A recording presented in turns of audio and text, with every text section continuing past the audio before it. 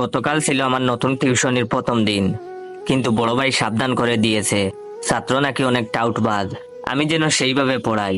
তো আমি প্রথম দিন টিউশনিতে গেলাম, গিয়ে ছাত্রকে জিজ্ঞাসা করলাম তোমার নাম কি।